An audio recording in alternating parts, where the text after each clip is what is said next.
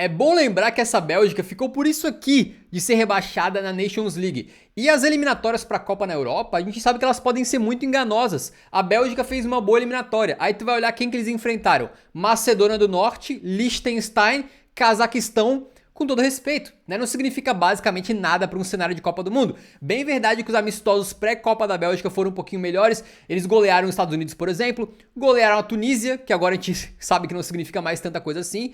Mas no final das contas, eles chegaram nessa Copa e estão sofrendo mais ou menos do mesmo destino da Turquia e do Equador, que são seleções que conseguiram pressionar seus adversários, conseguiram dominar os seus jogos em certos momentos, conseguiram chutar para gol trocentas vezes, criar algumas boas chances, mas mostrando uma total incapacidade de converter as suas jogadas, seja porque seus atacantes não estão conseguindo converter direitinho, seja porque os caras estão parando nos goleiros também, né? É importante se ressaltar que apesar da Bélgica não ter feito um grande jogo, o Beiranvand do Irã fez mais uma atuação excelente de goleiro nessa Copa do Mundo. E uma das defesas que ele fez é um negócio inacreditável, é um milagre na terra e ajudou a parar mais uma vez a seleção da Bélgica que, cara, parecia que o grupo deles era fácil. Mas agora a situação é que eles podem chegar na última rodada, dependendo de como for, arriscando ficar fora da Copa do Mundo. Não seria um completo absurdo não, tá? Esse time da Bélgica tá a milhas de distância daquele time que eliminou o Brasil em 2018. Que tinha o Hazard, o De Bruyne no auge e tal, né? Aquele time da Bélgica que passou anos ali na primeira colocação do ranking da FIFA, não é mais aquilo, cara. Hoje é uma Bélgica mais fraca, né? Ainda assim, é evidente que eles foram muito melhores do que o Irã na partida. Começa aqui com uma polêmica esse jogo, né? Porque tem um cruzamento que o Lukaku vai se jogar na bola, só que o goleiro também tava nela. O goleiro pega e o Lukaku chega atrasado e acaba dando com a sola do pé meio que na coxa do goleiro e também com o joelho meio que no peito do goleiro e tal. O juiz deu só amarelo. A gente já viu o jogador ser expulso por conta disso. Eu acho que um amarelo, apesar do lance ter sido bem forte, ele se justifica, cara. Porque assim, o atacante ele tem que se jogar na bola. É óbvio que, como eu já defendi aqui, tu é responsável pelos movimentos do teu corpo. Então, se tu se joga na bola, tu tem que saber que o goleiro tá vindo junto, né? Que tu tem a chance de acertar o cara. Então tu tem que ter essa noção também. Tu não pode se jogar de qualquer maneira. Mas eu não achei que o Lukaku ele se jogou com nenhuma má intenção ou com o pé super esticadão assim pra dar no goleiro, né? Tu pode ver na câmera lenta que à medida que ele vê que o goleiro vai chegar, ele começa a tirar a perna. Então ele tentou não atingir o goleiro, né? E por esse movimento de tentar retroceder na jogada ali, eu acredito que um amarelo tá de bom tamanho. É um amarelo já puxando pra uma cor mais escura, né? Mas acho que o vermelho aqui, ainda mais com 2 minutos de jogo, não seria uma boa atitude, ainda que eu já vi jogador ser expulso por coisas desse tipo, tá? A Bélgica começa a criar chances quando vem o Trossard aqui pela ponta esquerda, né? Coloca essa bola para o De Bruyne, ele finaliza, é travado, a bola volta no De Cuyper, o lateral esquerdo que, cara, hoje muitas chances acabaram caindo no pé dele, né? Que é uma coisa complicada porque certamente é um bom jogador, mas tenho a impressão que se algumas dessas chances caem no pé do De Bruyne ou do Trossard, por exemplo, era caixa. Mas o De Cuyper, ainda sendo canhoto, as bolas caíram tudo na perna direita dele. Ele acabou parando no goleiro todas as vezes, né? Essa que foi a primeira. A Bélgica, por mais que tenha criado umas 2 boas chances ali, a melhor chance desse começo de jogo foi do Irã. Tá que, cara, os caras tiveram acho que coisa de 20% de posse de bola, até a expulsão que eu vou falar mais tarde. E mesmo assim eles conseguiram chegar umas 2 vezes com capacidade de fazer gol. Essa aqui é uma bola que é mal afastada, fica dentro da área ali. E o camarada pega de primeira pra mandar pro gol, meio rasteiro assim, o Courtois fazer uma defesa muito importante. Tem essa bola do Tielemans aqui também, que o De Bruyne abre pra ele consegue botar na frente do lateral e finalizar meio sem ângulo. E o goleirão Beiranvand vai buscar. E aqui sai o gol do Taremi, que, cara, é muito triste pra mim que esse gol tenha sido anulado, porque foi uma jogada fantástica do Irã, que lembrou muito aquele gol do Weghorst contra a Argentina em 2022, né? Os camaradas fazem um teatrinho aqui como se eles fossem chutar pro gol, e no final das contas, o capitão do Irã ali toca no meio, aqui pro nosso querido Taremi, que tava fingindo que tava ali meio que na barreira, atrapalhando e tal, mas ele faz o movimento de receber virando assim já, né, abrindo o corpo dele pra finalizar de canhotinha no canto, tirando do Courtois e fazendo um belíssimo, belíssimo gol.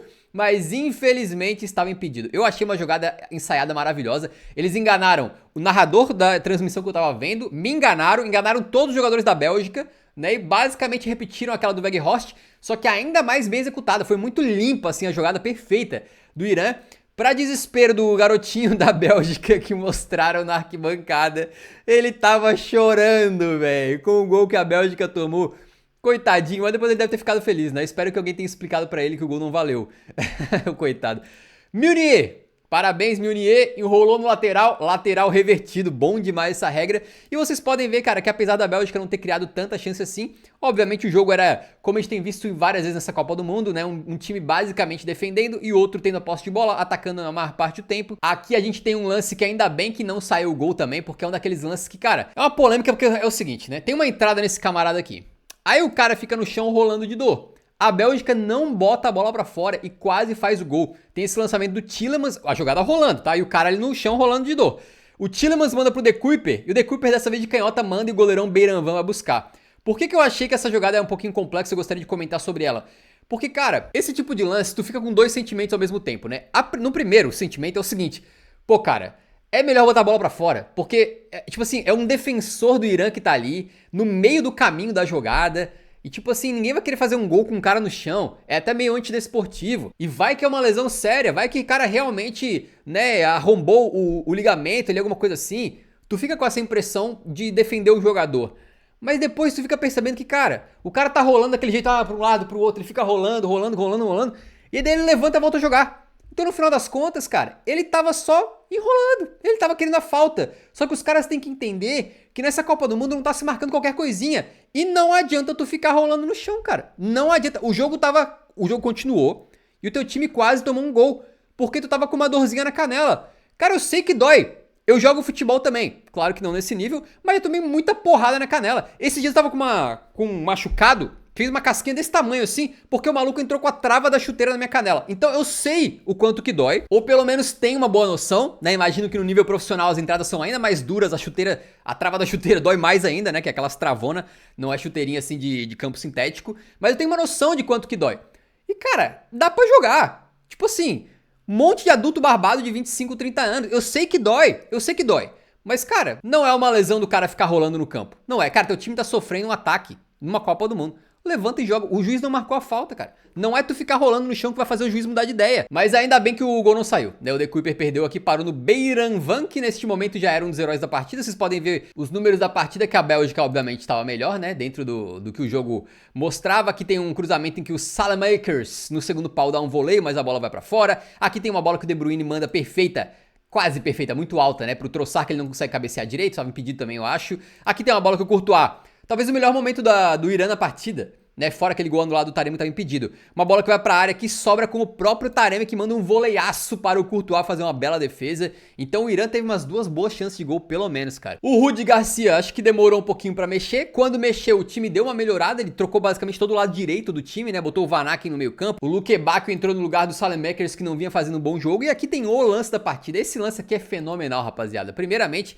tu vê o Lukaku ficou de cara. Todo mundo ficou assim, cara, como é que essa bola não entrou? Né? Porque a Bélgica faz uma jogada aqui em que acho que é o Trossard que manda por cima pro De Bruyne. O De Bruyne não fez uma partida brilhante, não tá no melhor momento da sua carreira, mas ainda assim é classe, né? O domínio dele para botar essa bola no chão e evitar que a bola saísse, cara, assim, fantastic, né?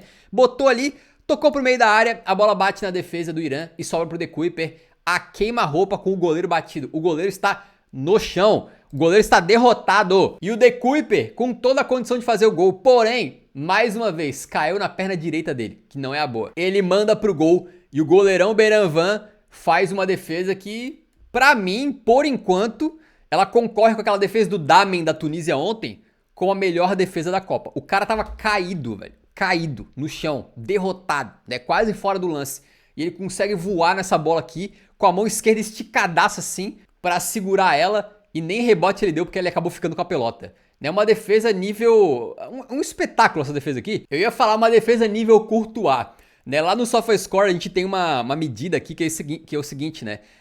Como o De Kuyper chutou ali, estatisticamente sai gol em 66% das vezes. É mais ou menos isso. Então o Beiranvand praticamente salvou um gol certo, né? Foi uma defesa monstruosa dele, o cara tá de parabéns. A Bélgica vai tentando de todo jeito, né? Tem esse chute do Luque Bacchio aqui que o Beiranvand vai mal um pouco porque ele dá um rebote pro meio da área e o Van Aken pega o rebote e manda por cima do gol. Depois tem um lance polêmico, assim eu não sei se é tão polêmico na verdade, mas tem a expulsão do Ngoy. Eu fiquei triste com esse guri porque ele tem apenas, acho que 20 anos de idade, né, o N'Gói, e vinha fazendo uma boa Copa, né, na partida de estreia da Bélgica ele foi muito bem, hoje ele estava bastante bem também, 23 anos, não é tão jovem quanto eu imaginava, mas ele é um zagueiro, cara, que além de ser ágil, rápido e tal, se posiciona bem, ele sabe jogar com a bola no pé também, tem um bom passe, e vinha fazendo uma boa partida, e ele foi expulso num lance de Tancice Master que é difícil defender, né, porque basicamente ele tá sozinho com a bola, ele vai passar pro goleiro e dar uma espanada no taco. Nisso, o Taremi ganha a frente dele e vai correr em direção ao gol livre. Não tinha ninguém no caminho do Taremi aqui, né? No máximo, o zagueirão Makele que poderia chegar. Mas o N'Gói, ele se desespera e faz assim com o braço e segura o Taremi. Primeiro que assim, o Taremi é um notório piscineiro, tá? Gosto do futebol do Taremi, mas ele sempre foi um cara de que se tu toca nele, se joga no chão. Então tu fazer isso com o Taremi aqui é dar um presente pro Taremão, né? Segundo que, cara, tem essa regra, que já foi aplicada várias vezes nessa Copa do Mundo, que se sai um cara na frente do goleiro sozinho, sem oposição, sem adversário pra chegar e travar ele, é uma chance clara e manifesta de gol. Qualquer coisa que tu fizer com o adversário, que derrubar ele, qualquer faltinha, vai ser cartão vermelho.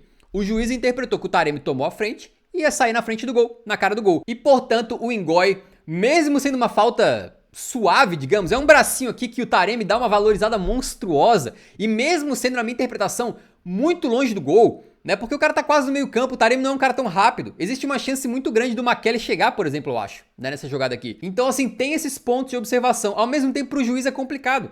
Tipo assim, o cara vai sair na cara do gol, possivelmente. E o zagueiro tentou parar sem disputar a bola, tentou puxar.